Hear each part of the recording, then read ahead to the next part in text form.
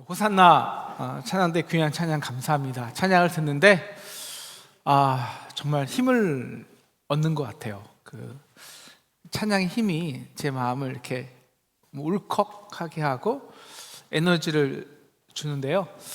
개인적으로 감사드리고요. 여러분 찬양을 통해서 여러분도 하나님의 위로를 받으시기를 주님의 이름으로 축원합니다. 어떤 제자가 현자에게 물었다고 해요. 선생님, 인생의 제일 큰 문제가 뭘까요? 현자가 대답합니다.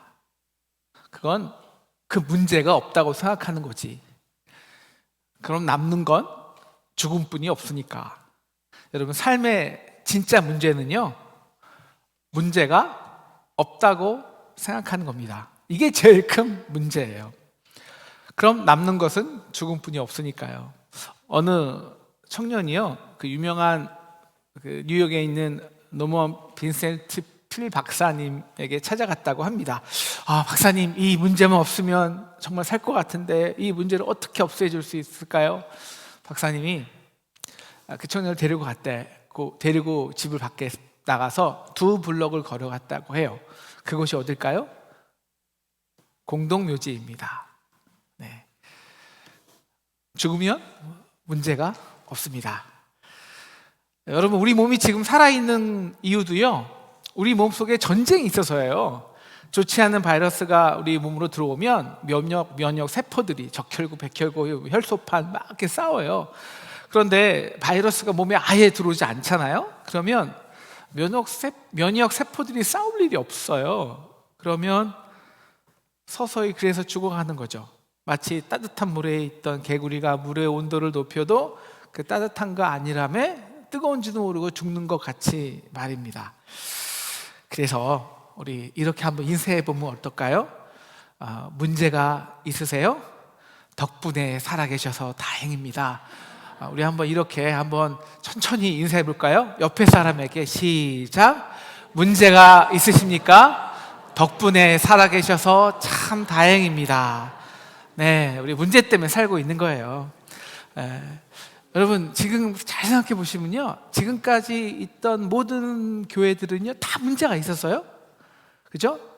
에베소 교회는 거짓 사도들의 문제가 있었고, 버가모 교회는 발람의 교훈을 따라가다가 우상 숭배 음악에 빠졌고, 두아디라 교회도 이사벨의 가르침을 끼우다가 그 길드에 가입해갖고 행음을 했고, 또 이 서브나 교회는 정말 황제 숭배를 거부하다가 극심한 환난과 궁핍을 당했습니다. 그런데 예수님이 말씀하시죠.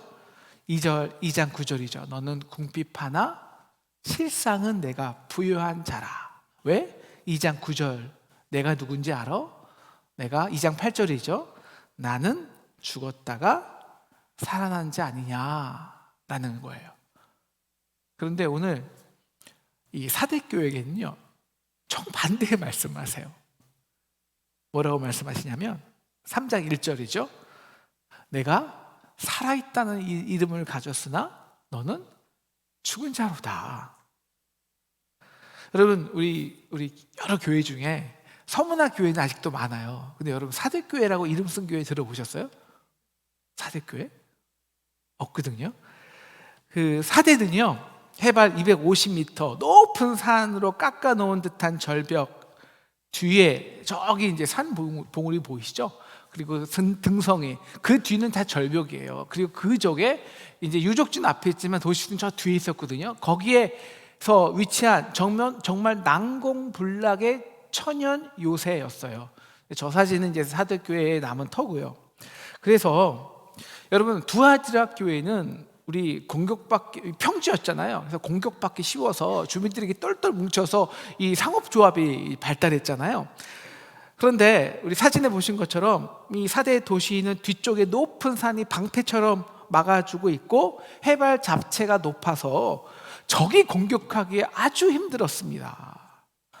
반면에 사대 가까이 있는 팔톨루스 강에서는요 금이 많이 나왔어요. 그래서 사대는 최초로 금화가 만들어지고 금화를 보급하던 곳입니다. 고고학자들이 사대 유적지에서 금을 재련하던 수백 개의 도가니를 발견하기도 했죠. 이후로 이제 사대는 이 페르시아 이 소아시아 지역의 수도가 되는데요. 그래서 우리가 에스더 배웠는데 제국인 이 수산성에서 사대까지 2,703km의 고속도로를 깝니다. 왕의 도로라고 하죠. 당연히 사대는 동서 문화와 물류의 중심지가 되어요. 그래서 사대를 뭐라 그러냐면요, 황금의 도시라고 합니다. 돈은 쌓이는데 반면에 쳐들어올 적이 없네요. 그리고 심지어 교회는 뭐 다른 교회처럼 이단이나 거짓 선지자들이 활동도 안 해요. 한마디로 문제가 없던 교회였어요. 그래서 사대 사람들은요, 거의 둘 중에 하나였대요. 열심히 바쁘게 돈 버는 재미로 사는 사람들이나, 혹은 이미 풍부해서 이제는 그냥 즐길 것 오락과 환락의 삶을 소비하는 자들입니다. 여러분, 이 두 부류의 사람들의 특징이 뭘까요? 자기가 영적 존재라는 것을 잊어요. 이게 죽음이죠. 여기서 우리는 무엇이 살았고 무엇이 죽었는지를 알 수 있어요. 오늘 그래서 예수님은 1절 일곱 영과 일곱 별을 가지신 이로 나타나요. 일곱 영은 완전한 성령님이시군요. 야, 너희는 영적 존재야. 너 나를 붙들고 있어야 살아. 그게 사는 거야, 이 말이에요. 여러분, 성경 전체에서 우리의 죄로 인해서 하나님과의 관계성이 딱 떨어져 나간 사람을 죽은 자라고 합니다. 그런데 그 죽은 자들이 예수의 십자가의 보혈로, 그 공로로 내가 아직 죄인 되었을 때 나를 살리기 위해서 자신의 아들을 죽인 그 하나님의 사랑을 확정된 순간 내 마음에 다시 하나님과 예수의 피로 관계를 하는 거예요. 이걸 산자라고 합니다. 그래서 십자가로 영적 존재가 된 우리는요, 예수 없으면 그냥 죽어요. 여러분, 진짜 한번 예수 없이 1년만 살아보실래요? 아니, 한 달만? 죽어요, 그냥. 우리는 진짜로. 이건요, 예수의 존재가, 그 은혜가 내 삶에 필요 없게 되잖아요. 그럼 죽은 거예요.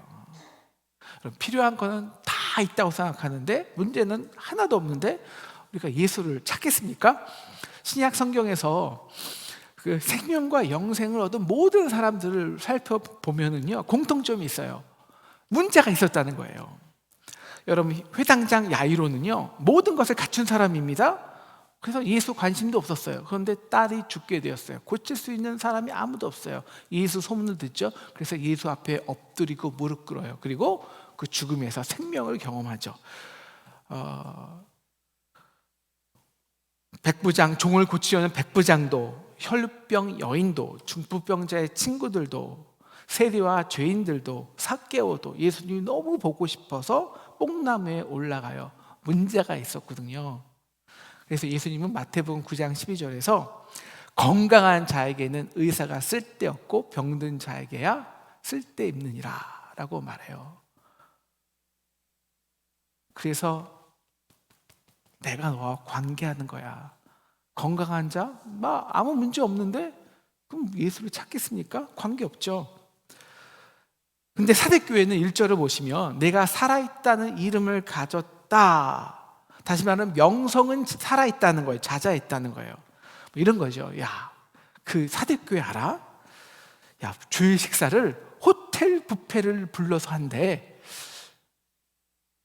그러면 좋을 것 같을까요? 우리 요새 여성교회들 고생하는 거 보면은 정말 우리 한번 호텔 식사 매주 불러서 해볼까요? 진짜로? 우리 돈만 많으면 왜 못하겠어요? 제가 옛날에 미국에 있을 때 어떤 청년이 자랑하더라고요. 우리 교회는 헬스장이 있대요. 헬스장이. 어떤 교회인지도 말을 안 할게요. 우리 교회는 영어교회 영어 예배하고 교회 학교 영어 예배 프로그램이 다 아이비리그 출신이에요. 선생님들이. 명성은 있죠. 그런데 죽었다는 거예요. 그 중에서 정말 예수님 때문에, 예수님 너무 보고 싶어서, 예수님 아니면 살 수 없어요. 그 은혜에 감사하며 예배 중에 눈물 흘리며 감격하는 사람이 없다는 거예요. 예배하러는 오는데요, 여러 봉사도 하고 활동도 하고 교제도 하는데 예수의 그 십자가의 은혜가 아니면 살아갈 수 없다는 것을 안 자 별로 없어요. 통회하고 그 심령이 없다는 거예요. 심령이. 그래서 성전 마당만 밟고 간다는 것입니다. 그래서 예수님은 사대교회에게 2절에서 이렇게 이제 책망하시거든요. 야, 너 일깨어. 너 깨어나라. Wake up. 그리고 그 남은 바 죽게 된 것을 굳게 하라 라고 해요.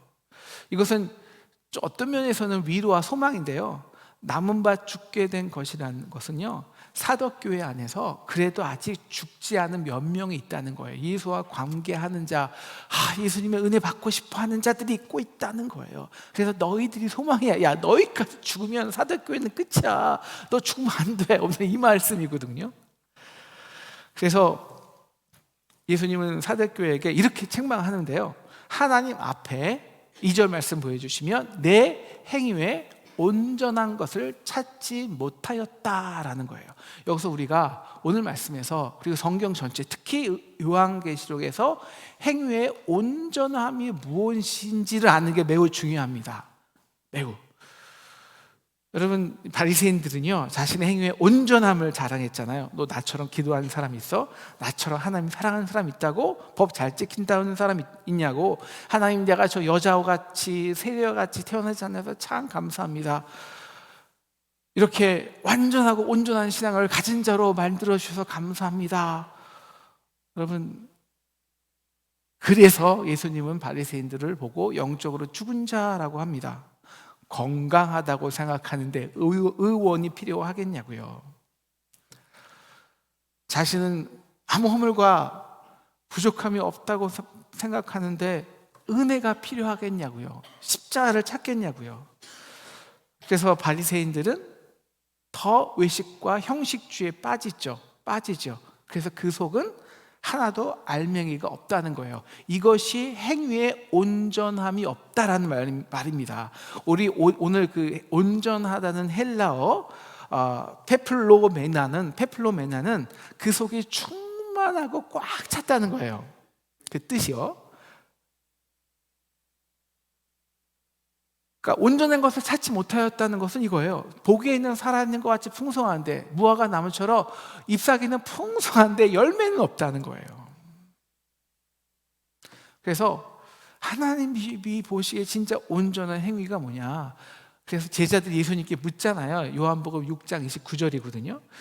우리가 어떻게 하여야 하나님의 일을 잘할 수 있을까요? 그러니까 예수님께서 29절 이렇게 말씀하십니다. 야, 너 하나님의 일이 뭔 줄 알아? 그거는 하나님이 보내신 일을 믿는 거야.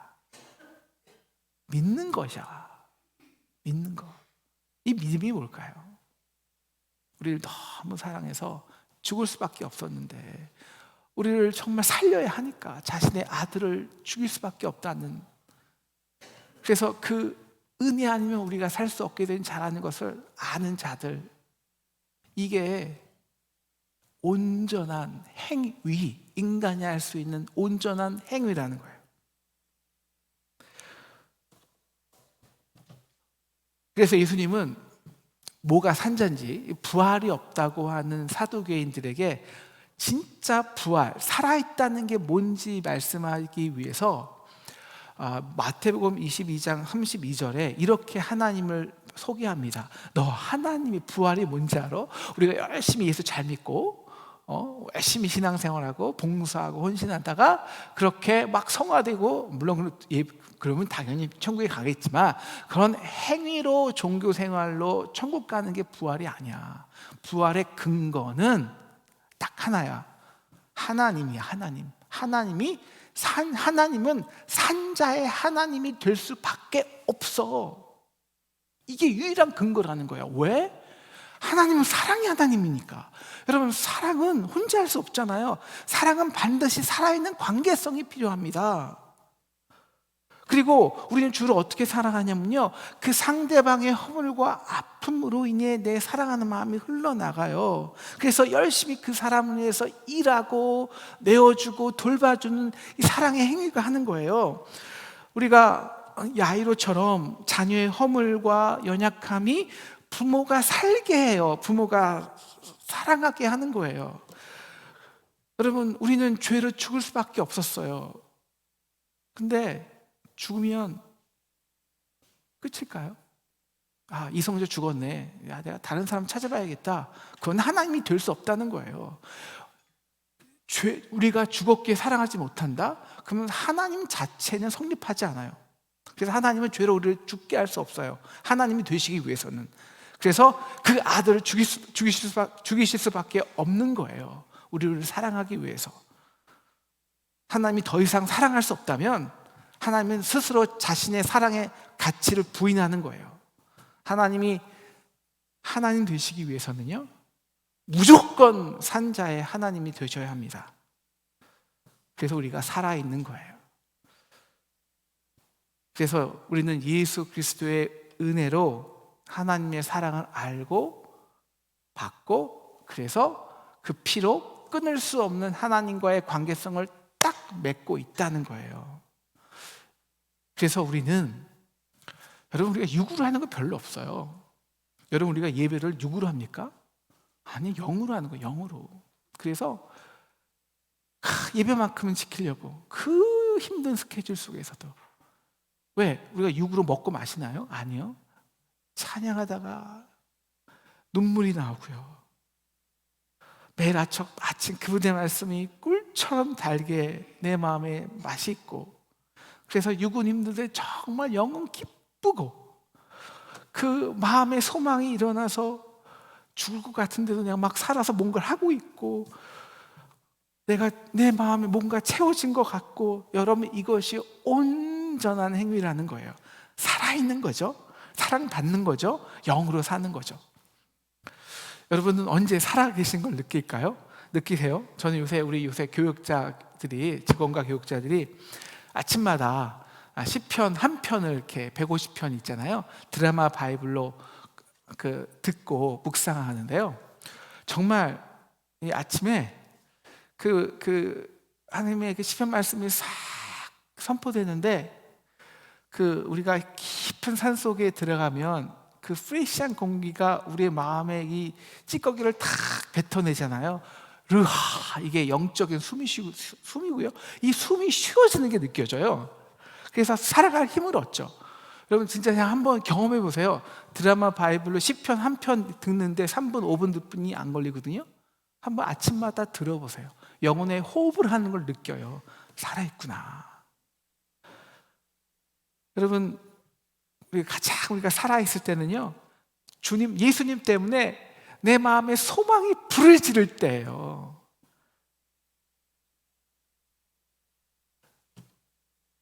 그래서 이 소망이 없으면 우리는 죽을 것 같잖아요. 모든 목회자는 마찬가지인 것 같아요. 아마 우리는 모든 목회자들에게는 예배가 없으면 죽을 거예요, 진짜.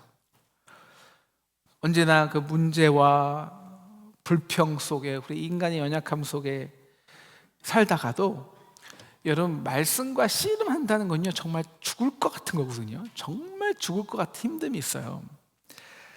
그럼 어쩔 수 없이 전해야 되고, 그러면 정말 가난한 마음이 되는데요. 그때 이제 말씀을 주시고, 그 말씀을 내가 먼저 은혜를 받으면, 그리고 그 말씀을 선포하면요, 저는 어쩔 수 없이 산자가 돼요. 살아있어요, 그냥. 그때만큼은, 예배만큼은. 그리고 또 일주일을 견뎌요. 누가복음 12장에는 사대교회 같은 사람이 나오죠. 어리석은 부자예요. 왜 어리석을까요? 그는 정말 이 땅의 모든 문제에서 자유롭고 싶었습니다. 그래서 그가 한 결심이 있죠. 내 인생의 모든 문제, 즉 불확실성을 제거하자. 어떻게? 그 무엇을, 내가 가진 곡식을, 재물을 다 쌓아놓음으로써. 그래서 12장 19절 이렇게 말하죠. 내가 내 영혼에게 이르되, 영혼아, 여러 해 쓸 물건을 많이 쌓아두었으니 이제 문제가 없겠구나. 이제 평안히 쉬고 마시고 즐거워하자 하리라. 근데 왜 어리석냐군요. 영혼을 누리고 싶어 했어요. 영혼을, 생명을. 아니요. 예수님 말씀하시죠. 야, 내 생명 오늘 취하면 네 쌓아놓은 게 누가 네 것이 되겠냐.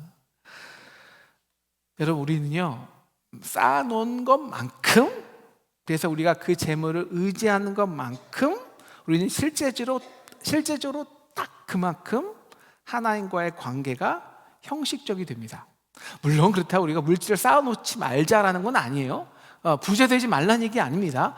물질을 쌓아놓아도 물질을 유통하면 돼요.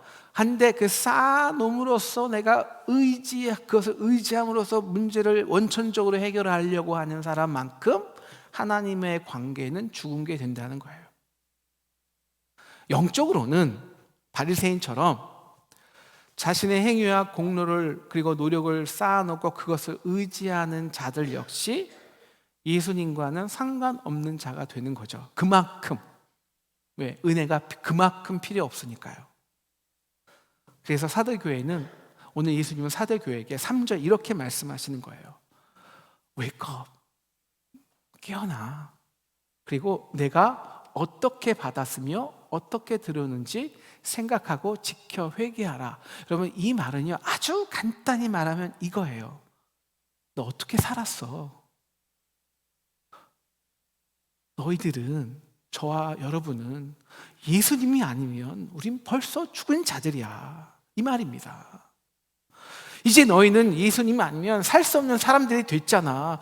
우리가 어떻게 지금까지 살아있는지 잘 생각해봐. 은혜 아니면 우린 벌써 죽었어. 한국교회 마찬가지입니다. 100년 전, 아니 30년 전만 해도 생각해 보십시오. 가난해서 한 끼만 먹어도 잘 먹었다고 생각했고요. 아이들 공부만 가르쳐도 정말 감사했어요. 우리가 지금 쌓아놓은 재물과 우리 스스로가 우리의 가족을 보호할 수 있다고 생각하는 그 난공불락 같은 세상적인 힘들이 얼마나 우리를 지킬까요? 우리의 영혼을 살릴까요? 아니요. 아니라는 겁니다. 그래서 3절 예수님이요, 내가 도둑같이 이르리니 말씀하시는 거예요. 이것은 이 사대 지역에는 역사적 사실이었어요. 이 사대 지역의 리디아 왕국 때요,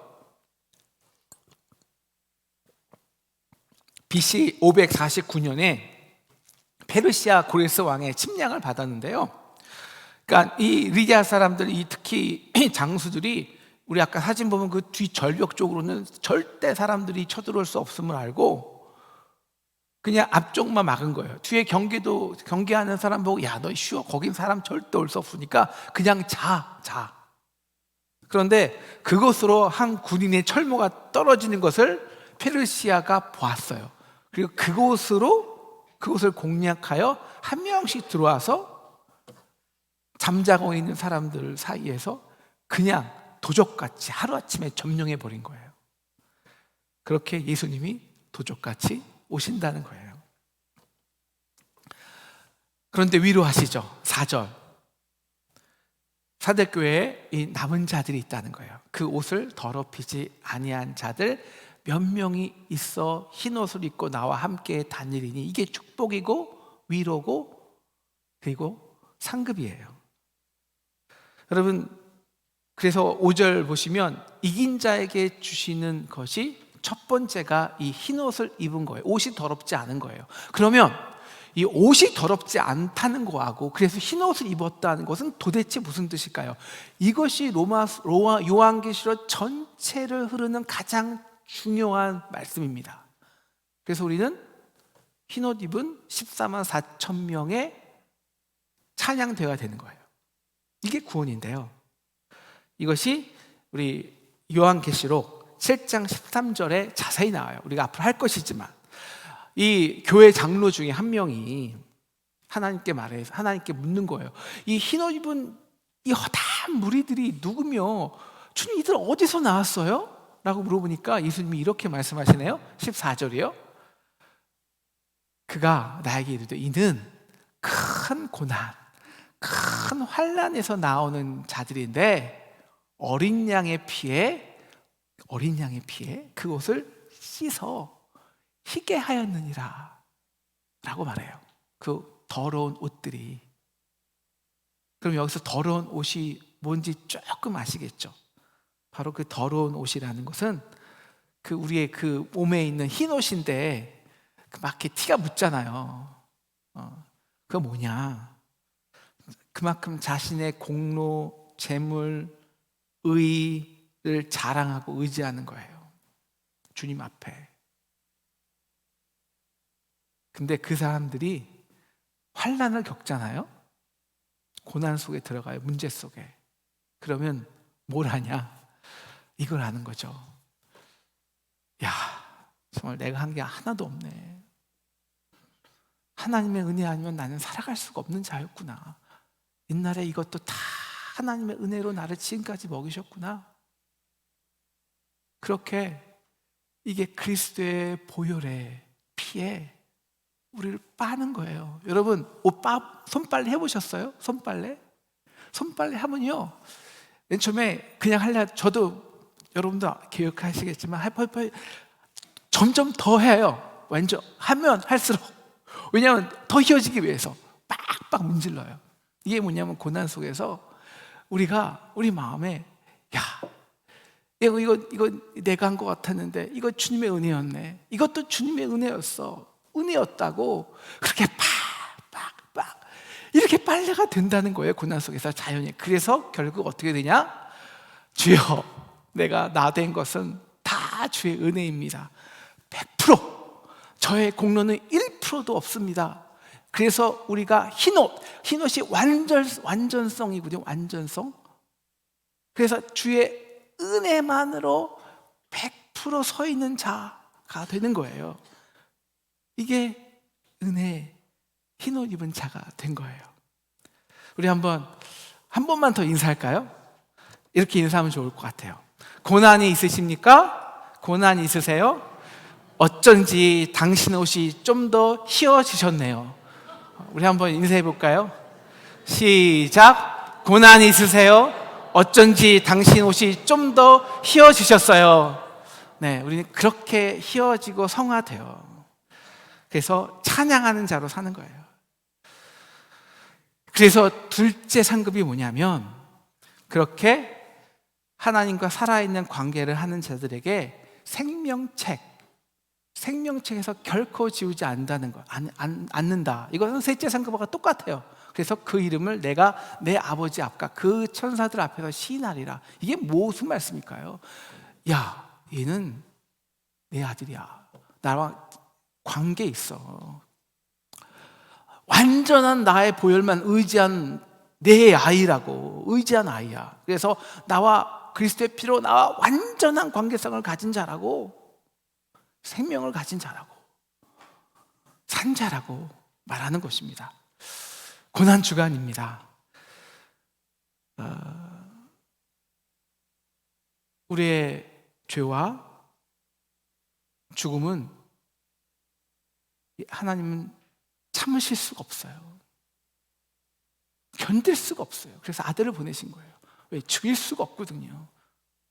그러면 당신은 사랑하는 자가 사람이 하나님이 아니에요. 그래서 우리를 반드시 산자로 만들어야 돼요. 그래서 우리에게 어린 양의 보혈의 필로 너 다시 빨아. 그래서 우리에게 고난 주간을 허락하여 주셨습니다. 다시 깰 때입니다. 우리는 하나님의 사랑이 없으면 살 수 없는 자입니다. 사랑하는 상동 성도 여러분, 한번 좀 기억해 보실까요? 예수님 때문에 정말 기뻐한 적은 언제세요? 예수님 때문에 정말 마음에 소망이 생겨서 정말 이러면 살겠다. 그럼 그때가 언제예요? 예수님이 아니었으면 난 정말 죽었을 것 같아. 여러분, 그 감사와 감격이 있던 적이 언제입니까? 예수님을 기쁘게 하기 위해서 남모르게 봉사하신 적은 언제세요? 밤에 자기 전에 그분과 밤기도, 짧은 대화이지만 밤기도 대화하신 적은 언제세요? 시냇가에 심긴 나무처럼 주의 말씀이 꿀송이보다 달게 여러분의 영혼을 촉촉히 적신 적이 언제세요? 여러분은 예수님과 관계가 있으십니까? 여러분은 살아 있으십니까? 예수님 아니면 우리는 죽어요. 특세가 일주일 남았습니다.